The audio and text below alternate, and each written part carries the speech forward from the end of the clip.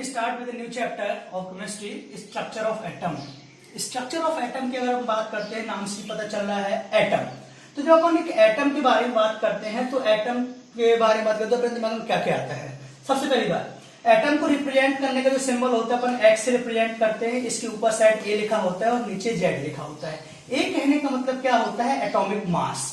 Atomic mass पहले अपन diagram पे देखते हैं कि this is the nucleus, this is the nucleus and this is the orbit where electrons revolve around the nucleus. Understand?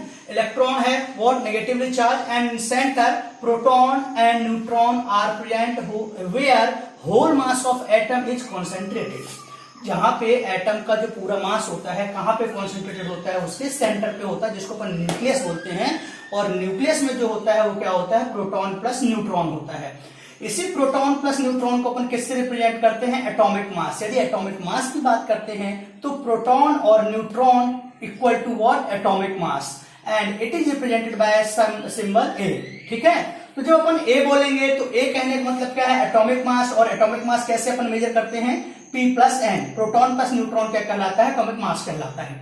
फिर अपन बात करते हैं जेड। जेड एक्चुअल क्या कहलाता है, एटॉमिक नंबर। तो एटॉमिक नंबर को लोग अलग अलग तरीके से डिफाइन करते हैं। तो यहां पर पहले देखिए, जो सबसे सिंपल डेफिनेशन होती है, किसी भी एटम में जितने प्रोटॉन होते हैं वही उसका एटॉमिक नंबर होता है। फिर से बोल रहा हूं, किसी भी एटम में जितने प्रोटॉन होते हैं वही उसके क्या होते हैं, किसी एटम में जितने प्रोटॉन होते हैं वही उसका एटॉमिक नंबर होता है। और दूसरे तरीके से ऐसे भी बोल सकते हैं, number of electron in neutral atom. Neutral atom कहने का मतलब देखिए, इस बात कर देखिए, यहां सोडियम लिखा है, सोडियम के ऊपर प्लस या माइनस कुछ लिखा है, नहीं लिखा ना। तो जब किसी भी एटम के ऊपर प्लस माइनस कुछ नहीं लिखा होता तो कहने का मतलब उसमें उतने ही प्रोटॉन होंगे और उतने ही इलेक्ट्रॉन होंगे। बोले तो यहां पे बात करें तो यहां पे सोडियम में 11 प्रोटॉन होंगे और 11 ही क्या होंगे, इलेक्ट्रॉन होंगे। तो इस डेफिनेशन के अकॉर्डिंग एटॉमिक नंबर जो अपन बात करते हैं कि number of proton and number of electron in neutral atom.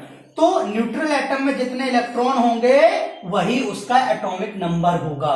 ठीक है, तो एटॉमिक नंबर की दूसरी डेफिनेशन ये भी बोल सकते हैं कि number of electron in a neutral atom. Okay, अब बात करते हैं क्या, number of neutron. Number of neutron measure करने के लिए कुछ नहीं करते हैं, एटॉमिक मास से उसके एटॉमिक नंबर को माइनस कर देते हैं।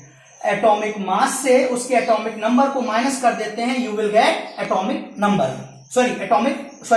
Number of neutron. फिर से रिपीट कर रहा हूं, नंबर ऑफ न्यूट्रॉन प्राप्त करने के लिए या ज्ञात करने के लिए या ऑब्टेन करने के लिए अपन उसके एटॉमिक मास में से एटॉमिक नंबर को माइनस कर दोगे, then you will get number of neutron.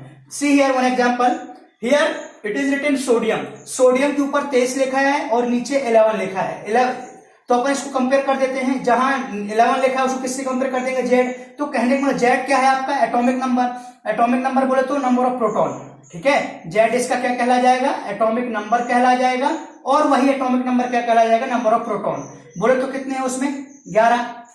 तो 11 इसका एटॉमिक नंबर कहला गया और 11 ही इसमें प्रोटॉन हो गए। जबकि ऊपर क्या लिखा है आपका, ए कहने का मतलब क्या कहलाता है, एटॉमिक मास। ए कहने का मतलब क्या है, एटॉमिक मास। तो एटॉमिक मास कितना है, 23, और एटॉमिक नंबर है कितना, 11। तो अपन 23 माइनस 11 करेंगे, you will get 12, and these 12 are what, ये 12 आपके क्या है, नंबर ऑफ न्यूट्रॉन। अंडरस्टैंड? तो अपन प्राप्त कर लिए, समझ में आ गया ना आपको। अब दूसरा एग्जांपल देखिए, जैसे एक कार्बन की बात करते हैं तो कार्बन के ऊपर कितना लिखा हुआ है, 12। यहां कितना लिखा हो, 6। तो अपन को कंपेयर कर दो, ऊपर किससे कंपेयर कर देंगे अपन, ए से कंपेयर कर देंगे, नीचे किससे कंपेयर कर देंगे, जेड से। तो जेड कहने का मतलब क्या है, नंबर ऑफ प्रोटॉन। जेड क्या है आपका, नंबर, एटॉमिक नंबर कहलाता है, नंबर ऑफ प्रोटॉन कहलाता है। तो कहने का मतलब कार्बन में कितने प्रोटॉन होंगे, 6 प्रोटॉन हो गए। ठीक है, 6 प्रोटॉन हो गए, मास कितना हो गया, 12 हो गया। तो अब क्या कर देंगे अपन, माइनस कर देंगे ए माइनस जेड। ए कितना है अपना, 12 माइनस 6 इक्वल टू 6। तो ये 6 क्या आ गए, नंबर ऑफ न्यूट्रॉन कहला गए। समझ में आया? तो दीज आर द बेसिक। अपन जब केमिस्ट्री 11th क्लास में पढ़ना शुरू करते हैं तो ये बेसिक है, स्ट्रक्चर ऑफ एटम। यदि आपको स्ट्रक्चर ऑफ एटम में ये चीजें पता होंगी, then you will go for the higher question और क्रिटिकल क्वेश्चन और ठीक है, तो अपन ने यहाँ डिफाइन करते समझ में आ गया आपको। स्ट्रक्चर ऑफ एटम से एक्स से रिप्रेजेंट करते हैं।